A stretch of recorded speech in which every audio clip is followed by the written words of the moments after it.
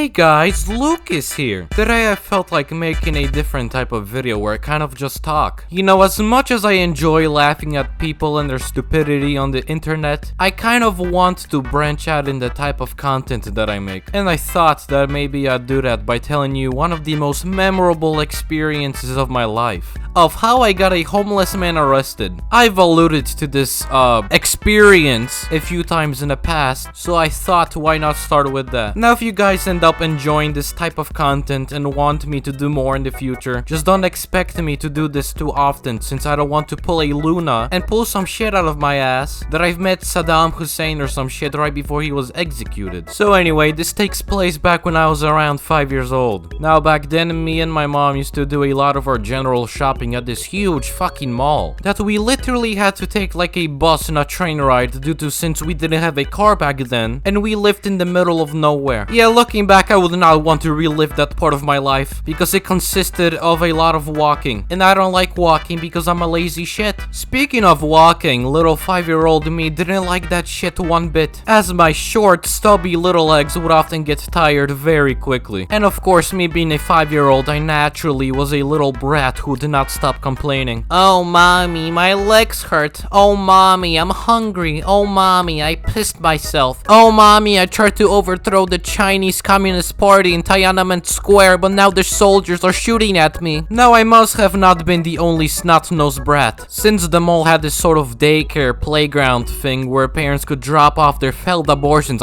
children, while they did their shopping. Now the daycare playground wasn't that bad in itself. Well, besides the playground equipment smelling like piss and throw up, and the daycare playground people being potential pedophile rapists, but aside from that, I couldn't complain, man. Anyway, so after like an hour, my mom finished shopping and came to pick me up. And right before we leave, she asks me if I need to go to the bathroom. And I reply with, no mom, I'm good. Spoiler alert, I was not good, seeing how literally 2 minutes later, little Lucas was one step away from causing a flood of piss in his pants. Understandably so, my mother was not delighted with the news, as she was very exhausted at that point in time already, and it seemed like I was doing nothing but contributing to her little personal circle of hell. So she told me to go to the bathroom myself.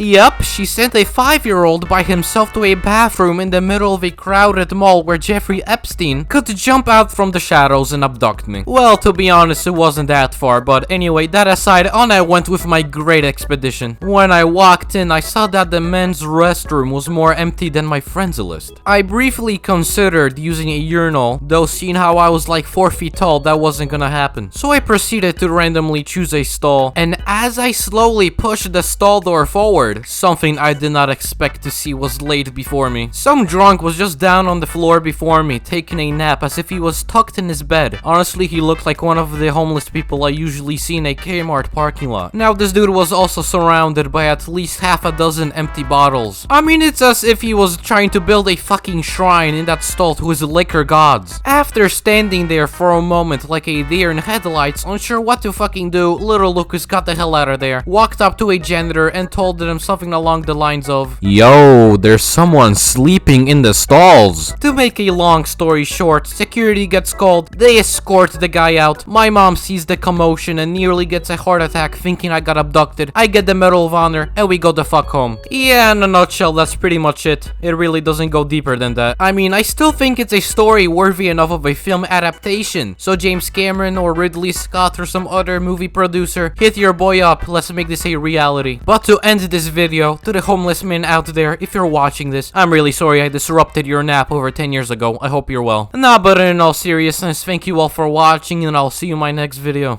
Phone close, phone show, need a phone hoe. Phone money, phone honey, sipping phone foe. Phone show, blow the glow, never said that.